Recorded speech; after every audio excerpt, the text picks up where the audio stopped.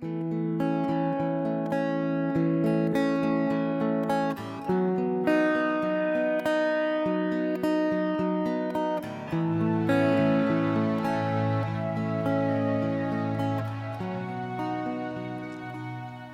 this is one of the few things that I reposted on Facebook. I don't normally do that. What I normally post on Facebook are original thoughts that I have in the morning. But this one I found really touched me. And the thought was, there are so few who see life through their own eyes and feel through their own hearts. Albert Einstein. Now, people will listen to that and they'll say, oh, that's interesting. But I've been pondering that single thought for a week. I'm telling you, it goes so much deeper than anything you can at first grasp. There are so few people who see through their own eyes. What does it mean? Certainly you all have senses, right? We all have senses. One of our senses is sight. We're able to see. So do we not see with our own eyes? Not really. We see through whatever filters we put in front of those eyes. Well, that's interesting. What does that mean? Does that mean I see differently than someone else does? Most definitely. So then we've got to start asking, how many filters have we put in front of our eyes as we look? And we have thousands and thousands, and maybe we even have millions of filters, so that the purity of what we see is so distorted that we don't even see it anymore. Do you notice how there are times when we can become so obsessed with getting anything? Think about when you were young. I'll think about when I was young. It makes me feel good to go back a long time. And I think about how when I really wanted something, I'm the type of person, I went right at it. Got in the way, you happen to be a casualty of war. I got what I wanted. About 10 minutes later, wore off. But I never looked back and saw what were all the casualties that happened. And you start going through life living on this idea of always moving towards something, always getting at it, and not taking a look at what are you leaving behind in the quest or the attainment of that. I could take this into so many directions right now. So many directions. We could talk about the way the world is today from this. We can talk about we want to have the most I'm going there today. We want to live in this luxury and this lavish life that we lead. Now, there are prices we are paying. Whether you want to admit it or not, there's a lot of collateral damage that's happening out there. And we must be realizing that we ought to be in tune to that damage happening for this. Or, if not, we are making choices where there's less collateral damage.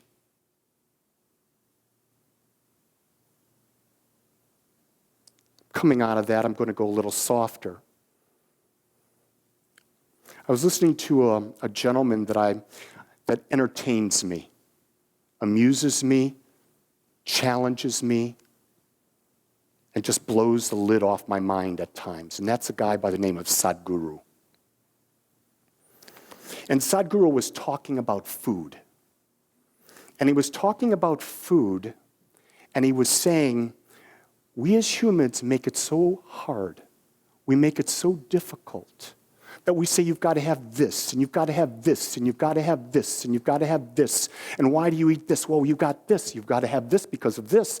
And we've got all these illusions. And so this week, I've not had much of an appetite this week. I've been a bit under. Not in Australia, just a bit under. And so I listened to what he said is I would take a bite and I would taste it. If I felt alive, it was good. So I would eat that. So I remember the first thing I took was a piece of watermelon. And I bit into that watermelon, and it tasted so good. You could feel the juice. You could feel the aliveness. You could feel the nutrients, everything coming in.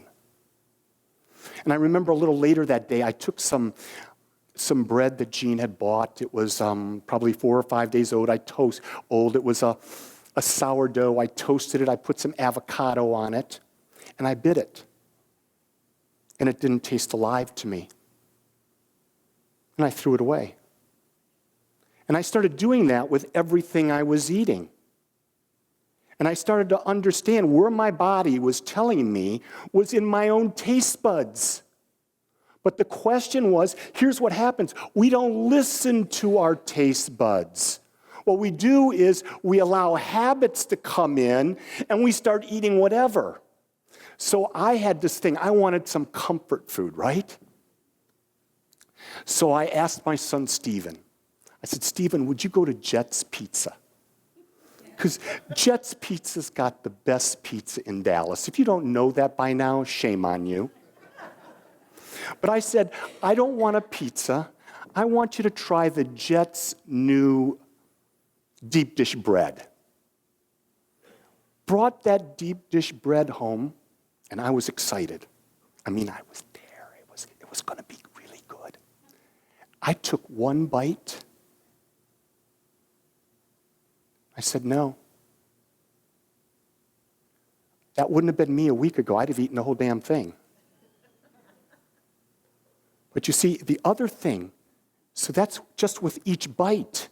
Now let's talk about that for a second. You see how that idea of food and being conscious of the bite, what if we did that with every thought? What if we were conscious about when we have a thought, how does that thought resonate within us? What if we took it even further? What is it when I'm talking to someone? What is it I'm saying to someone? Pause for a second. When I say it, how did that feel? Did that feel good? Did that feel right? Did it feel, here's the key. Did it feel like more life? You see, when I tasted that watermelon, I felt alive. When I've gone into deep meditation this week, I felt more alive. When I did prayer, I felt more alive. When I was lying there just sweating profusely, wondering what the hell's going on in my body, I didn't feel alive. And what I came to understand, and this is where where new thought and the experience of new thought breaks down a lot, because there are times when we can't just go to spiritual practice because we haven't built the habit, right? And we're aware, if our bodies are in pain, we can't think beyond the pain. It's impossible to get beyond the pain when the body's in the pain. So there's got to be a way, and this is what we teach, is that if we can build a spiritual practice where we can identify through meditation that we are the observer and the body is not who we are, but we have a body. The mind is not who we are, but we have a mind, but we are the observer. Okay, now the body's having an experience over here, right? We have the ability now to tap into the observer aspect of who we are and say, okay, observer, the body's not doing so well right now. I'm tapping into you and letting you guide me out of this. I have conversations with my observer. I want you to know that. My mind is very analytical. It wants to have these conversations. Sometimes I swear at the observer. I really get down with the observer. You're not listening. Remember, we talk about it is done unto you as you believe. How do you create your belief? There are so many ways to change your beliefs. You've got to find the one that works for you. I don't know if it's prayer. I don't know if it's meditation. I don't know if it's affirmations. I don't know if it's having an hallucinogenic and doing a naked dance in the middle of the desert. I don't know. Have any of you watched this series on Netflix called Grace and Frankie? If you've not watched that, you are missing one of the most incredible shows that's been out.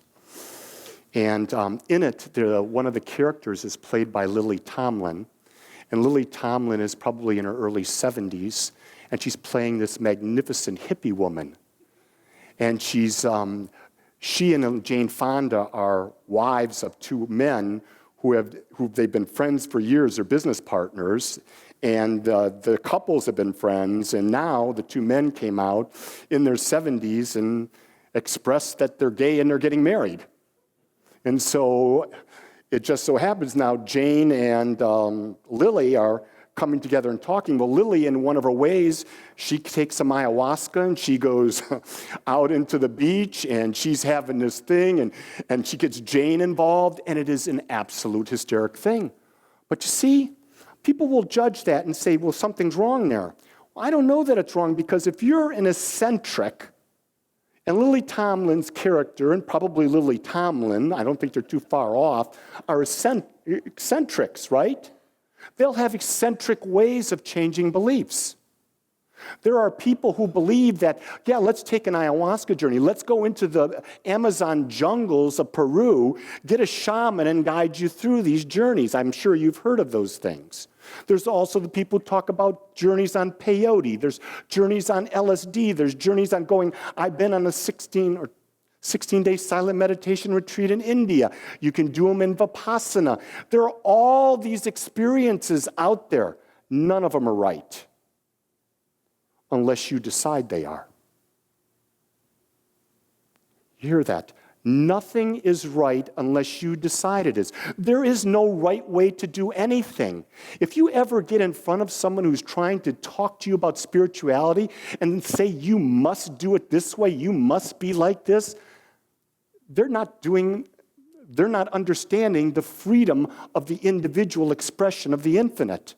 Everyone's got their own unique and perfect path, and they're going to find it in their own unique and perfect way. What we try to do at Agape is we've tried to build a place that no matter where you are, we are here to support you, not judge you. You see, judgment is not love. You see, there are so few people that see through their eyes and yet feel through their heart. We have thoroughly blocked our feelings.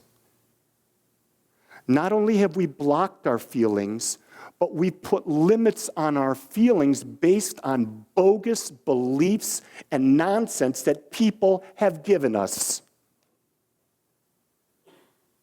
I'm going to take a real sacred cow today. I may piss a lot of you off, and that's okay. We talk about our military, and we're waving the flag left and right, left and right. And I want you to know before I go any further, I support every man and woman that's served our country. I honor them. What I don't support is how we're using those men and women. I'm a product of the Vietnam era. I'm one of the blessed people that had a draft number of 327, and I wrote it. Because even at my tender young age, I knew that that was not right. I knew that there was nothing in that was for the defense of this country. I knew it was for a political business aim that was not about freedom. And every military excursion we've had since then has proven to be the very same thing. So I'm saying I don't wave a flag to support what America is doing with its troops. I am proud to be an American, and I will tell you that when I vote, I will vote for an America that is free and honors freedom of the rest of the world as well.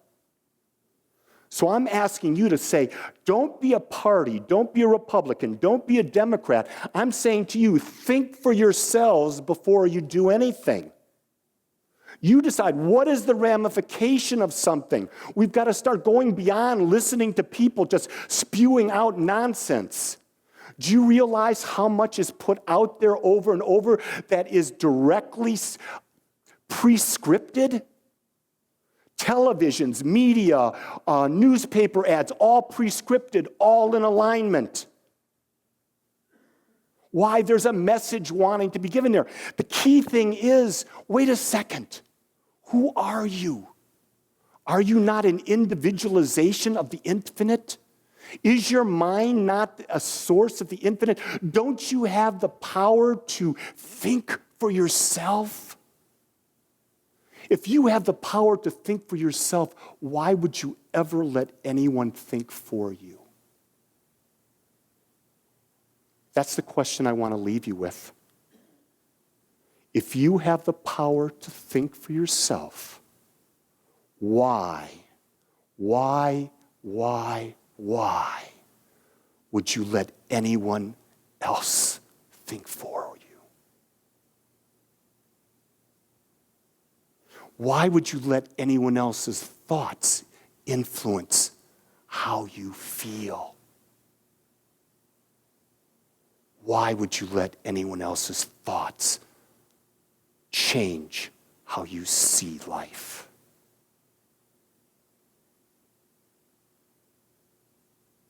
The world today is a great place to use what I just said, because you're going to get a lot of opportunities to practice what I just asked you to do. I look forward to hearing about your journeys. I know mine have just begun, and already I feel free, and I wish for you that same freedom. Let's pray.